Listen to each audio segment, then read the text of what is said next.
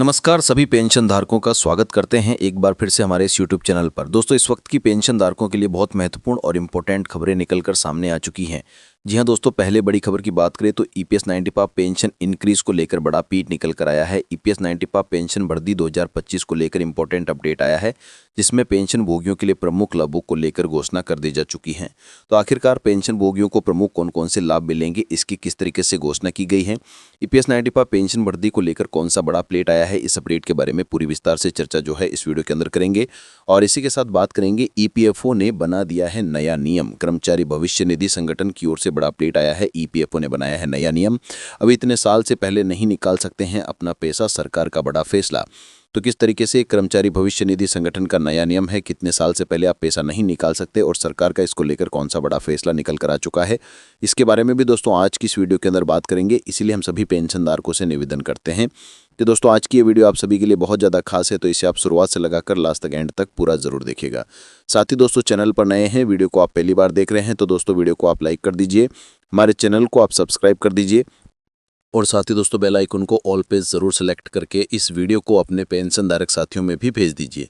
तो चले बिना किसी देरी के शुरुआत करते हैं इस वीडियो की। चलते हैं सबसे पहले बड़े अपडेट की ओर, जहां पर हम बात करेंगे ईपीएस 95 पेंशन इंक्रीज को लेकर बड़ी खबर, जो कि ईपीएस 95 पेंशन वृद्धि को लेकर आ चुकी है। पेंशन भोगियों के लिए प्रमुख लाभों की जो घोषणा है वो कर दी जा चुकी है, और ये लाभ आपको कब से, किस तरीके से और क्या क्या देखने को मिलेगा, इसके बारे में संपूर्ण जानकारी जानते हैं। लेकिन वीडियो आप शुरुआत से लगाकर लास्ट तक पूरा जो है वो ध्यानपूर्वक देखेंगे, तभी आपको जानकारी समझ में आ पाएगी। कर्मचारी पेंशन योजना 1995 भारत भर के लाखों कर्मचारियों के लिए सेवानिवृत्ति सुरक्षा का आधार रही है। अपनी शुरुआत से ही इसने महत्वपूर्ण सुरक्षा कवच प्रदान किया, जिससे यह सुनिश्चित होता है कि पेंशन भोगियों को सेवानिवृत्ति के बाद एक स्थिर आय प्राप्त हो। साल 2025 में ईपीएस 95 पेंशन वृद्धि की घोषणा के साथ पेंशन भोगी अपने मासिक लाभों में उल्लेखनीय वृद्धि की उम्मीद कर सकते हैं। यह विकास उन सेवानिवृत्त व्यक्तियों को जीवन स्तर में बेहद यहाँ पर जो बेहतर बनाने में वादा करता है, जो कि पेंशनरों का बहुत अत्यधिक निर्भर है। इस वीडियो के अंदर इस वृद्धि के विवरण, इसकी निहिरता और पेंशन भोगियों के लिए यह कदम क्यों महत्वपूर्ण है, इस पर हम चर्चा करेंगे। देखिए, सबसे पहले ईपीएस 95 और इसके महत्व को हम समझते हैं। तो संगठित क्षेत्र में कर्मचारियों को लाभ प्रदान करने के लिए कर्मचारी भविष्य निधि संगठन के भाग के रूप में ईपीएस 95 की शुरुआत की गई थी।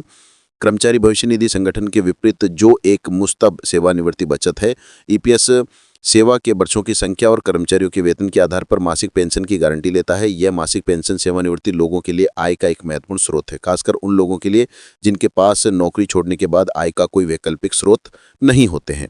ईपीएस 95 के तहत पेंशन राशि की गणना एक सूत्र के आधार पर की जाती है, जो पेंशन भोगी या यहाँ पर जो पेंशन योग्य वेतन और पेंशन योग्य सेवा के वर्षों को ध्यान में रखा जाता है।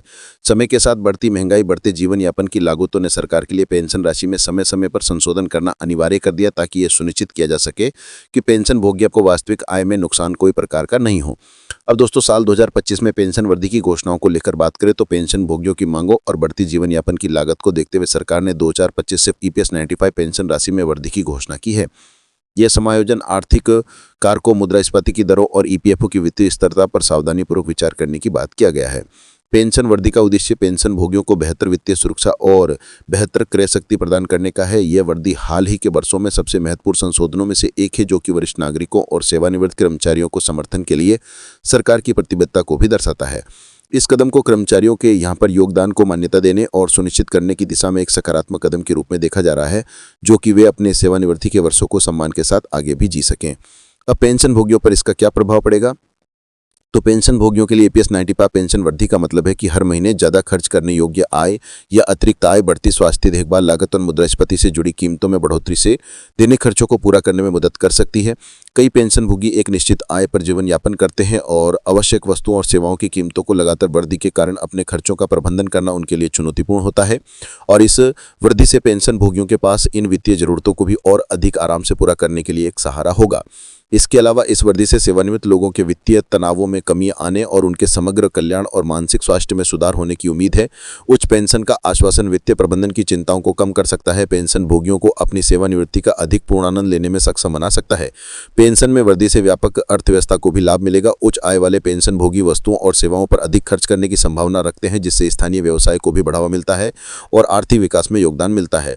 इस बढ़े हुए खर्च का उन समुदायों पर सकारात्मक प्रभाव पड़ सकता है जहां पर सेवानिवृत्त लोगों की संख्या भी अधिक है। दोस्तों, पेंशन वृद्धि को प्रभावित करने वाले मुख्य कारकों की बात करें तो पेंशन वृद्धि की सीमा की निर्धारण करने के लिए कई कारकों ने भूमिका निभाई है। मुद्रास्फीति एक मुख्य कारक है क्योंकि ये निश्चित आय और क्रय शक्ति को कम करता है। मुद्रास्फीति के तालमेल बिठाने के लिए सरकार ये सुनिश्चित करती है कि सेवानिवृत्त लोगों को अपना जीवन स्तर बनाए रखें।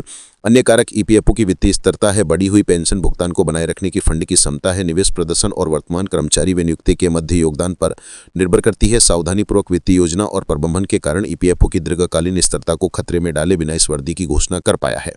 जनसंख्या के रुझान जैसे कि सेवानिवृत्त लोगों की बढ़ती संख्या और लंबी जीवन प्रत्याशा भी यहाँ पर पेंशन भोगियों की नीतियों को प्रभावित करता है। जैसे जैसे लोग लंबी उम्र जीते हैं तो उन्हें लंबी अवधि तक पेंशन की आवश्यकता होती है, जिसे समय समय पर संशोधन की भी यहाँ पर आवश्यकता रहती है।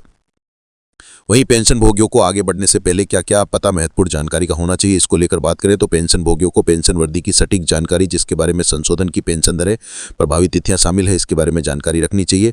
यह समझने के लिए कि वृद्धि व्यक्तिगत विशेष राशि को कैसे प्रभावित करती है, ईपीएफओ और संबंधित सरकारी निकायों के आधिकारिक संचार पर नजर रखनी चाहिए।